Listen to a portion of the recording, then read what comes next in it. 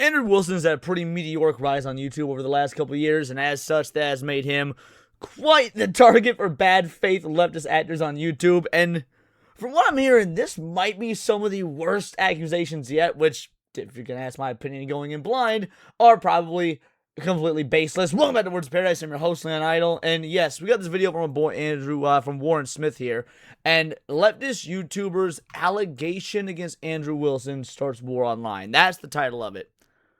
All right, what kind of allegation we talking? Let's be real. What kind of allegation we talking? Yes, he says wild shit. Again, 99% true shit, but wild shit nonetheless. He's always pissing off leftists.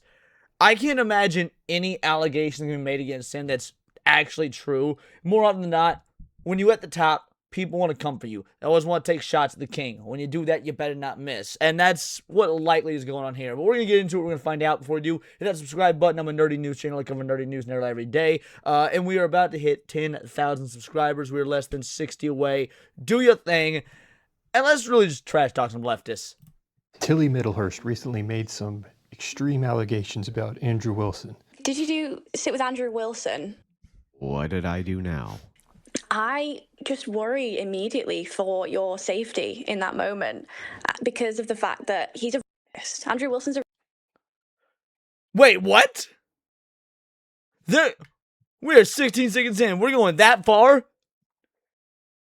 It just drops the "he's a rapist" line? I'll be real, guys. I'm following Andrew Wilson for a while now, and I never heard this. Probably because it isn't true. I mean, dude threw a bitch fit when the Angry Tomato Girl or whatever, like, posted nude with his merch. I don't imagine the guy being a rapist. That's a pretty extreme claim. Do you have any evidence for it? I mean, he's admitted on live streams before on his podcast that he doesn't really believe in what he understands the modern version of consent to look like. And Yeah, because it makes no sense and is really fucking stupid. It sounds like she's basing this on debates Andrew has had. Okay, let's talk about this just from these two not agreeing with the modern term of consent. Like, whether you like or dislike Andrew's position on that is kind of irrelevant. The act of rape, god damn, this video is gonna get demonetized. I'm gonna end up saying this so much. It's a pretty specific act. So even if he doesn't have views that you agree with on consent, that doesn't mean he's ever actually done the raping. Like, Around how people view consent today, which can sometimes be extreme how they view it. I'm drunk and a woman's drunk. Are we raping each other? Yes. Maybe. I mean, there we go. So the double standard, or not even double standard, just the completely illogical position of two individuals are drunk, they have sex, that's and he does not consider that rape. That's apparently having that belief makes him a rapist. You and think that's not fucking crazy? No. Notice she says the modern version of consent. what he understands the modern version of consent to look like. What separates consent from the modern version of consent? Tilly Middlehurst rose to prominence after her debate at Cambridge with Charlie Kirk. If you want to talk about how Islam mistreats women, we can talk all day long. Like, I'm all for that. Me too. Okay, good. So we agree. Absolutely. We actually agree have on agreement. many things. That we should shut off Muslim immigration to the UK, right? We totally agree. I think that all religious fundamentalism is bad, and if you take that logic, we should also not allow evangelical Christians. Well, okay. Hold on. So hold on a second. Hold on. That's I feel like I watched this debate. That rings a bell. I think I saw this. Was this the girl that was being touted as, like, did she go on Jubilee as well? Maybe she didn't. Maybe I'm confusing her with someone else. But I feel like I've seen this gal, and she was being touted as, like, the new wave of, like, feminist debate that's going to own the right wing. And then she got obliterated by Andrew Wilson, or maybe it was Warren Smith himself. I think I know this gal anyway. That's the point I'm getting at. I have described her as intelligent but brainwashed. She's just very ideological. This was a big mistake what she did here. His entire career is built upon a foundational premise that you get clicks by bullying underage girls or... What? You get clicks by bullying underage girls. First of all, he goes on the Whatever podcast. Yeah, that's true. None of those girls are underage, or at least I really hope they're not, because they're just like a bunch of OnlyFans girls and stuff like that. But that's neither here nor there. The point is, yeah, no, he gets clicks mostly by people who are actually interested in debating, real debating. Not seen a single example of Andrew Wilson ever even debate an underage girl. Or an underage person. I can't think of him debating an underage guy. Again, maybe it's happened, but I can't think of a time. Who are underqualified to speak about political problems. And I'm not saying that that's you. The women who come onto the Whatever podcast are not underage. She claims that they are all underqualified and uneducated. Andrew counters this in a comical way by pointing out his educational level. I have a almost 10th grade education. Almost. He never went to college. He put together this little montage of the credentials of the women he has debated to counter this logic. She has an undergraduate in psychology and a graduate diploma in psychometrics. Is Naima. She's a senior at USC. Charlie. She received a master's degree in fantasy literature from the University of Glasgow. Guys, so far all I'm hearing is a bunch of made-up degrees. I'm not hearing anything that's real so far. And a BA in English from California State University, Sacramento. He doesn't just debate women. It's also important to note he will debate almost anyone who is willing to have him. People like Matt Dillahunty refuse to debate him. No, I'm not going to dignify a debate with someone who walked in to trash talk people and be smug and all of the things that he's being right now. This debate is over. Goodbye. Instant Wilson W. The moment your debate opponent leaves the stage in less than 2 minutes, give or take, you win. Goodbye. Jackass. So I think we've countered that. But I graduated from FIU, Florida International University, with a double bachelor's in international relations and political science. Again, another useless, meaningless degree.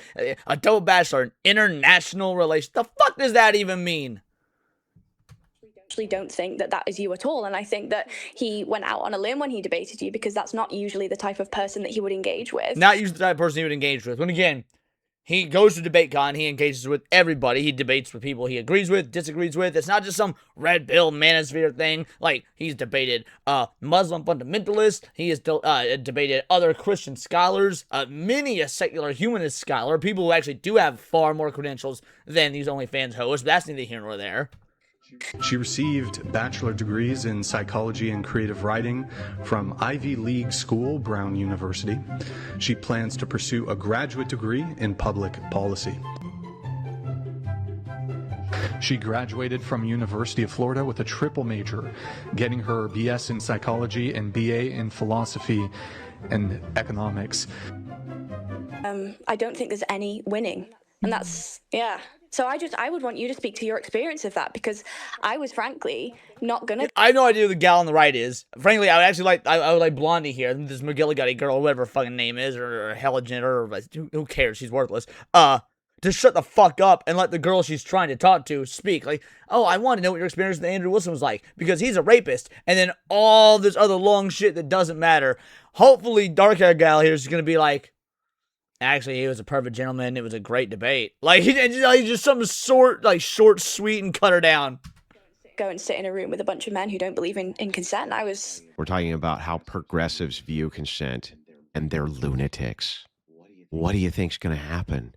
That in this instance, when it comes to men like this, it should be a man who engages in that particular debate. And also, I was literally worried for your physical safety. I'm worried for the physical safety of the women who go in person to these. You know she's not being honest here, by the way. This is a complete dishonest, bad faith statement.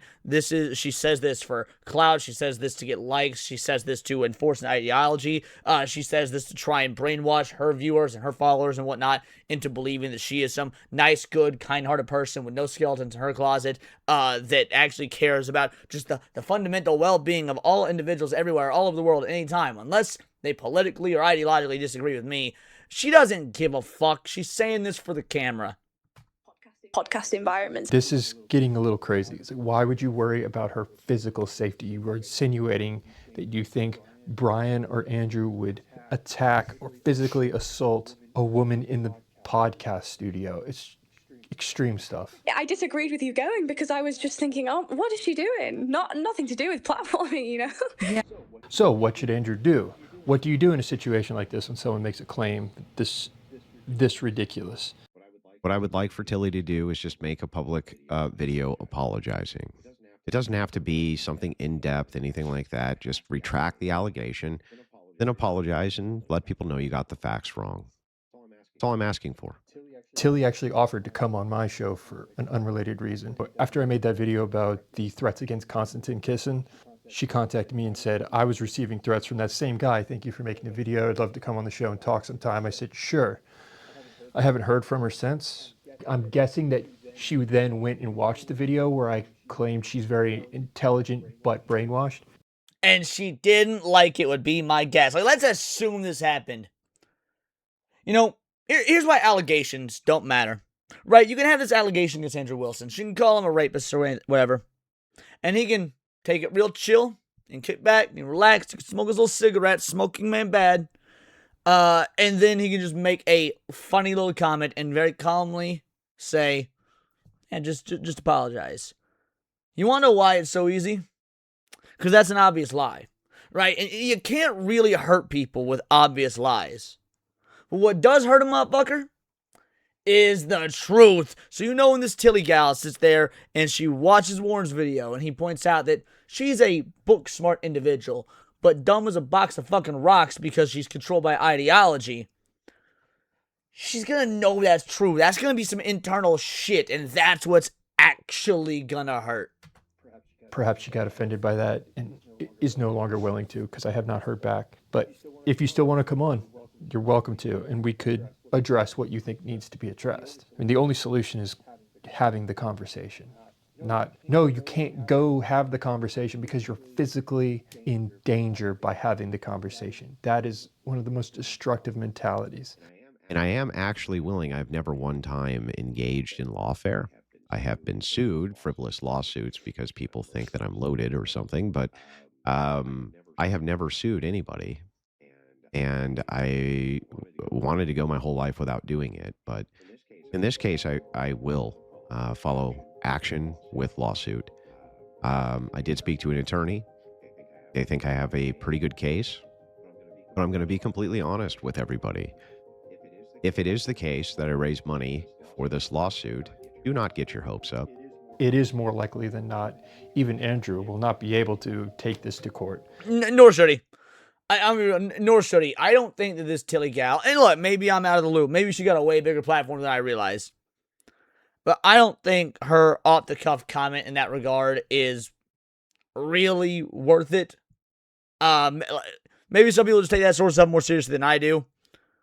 I don't think it's really going to affect Andrew's income. I don't think there's any real defamation there because I don't know that anybody would buy or believe this shit or that it would cost him any sort of financial opportunities or anything to that effect, which, to my understanding, that's kind of like the basis. But even if he did have all the groundwork laid and, there's a good chance of him actually just straight up winning and nailing the lawsuit, I think it's actually better, I would think at least it'd be better for his image just to kind of talk shit, politely request the apology in the kind of smug way he does it, and then move on. The lawsuit stuff it's tiresome, and I don't think it makes either side come out looking like the real winner.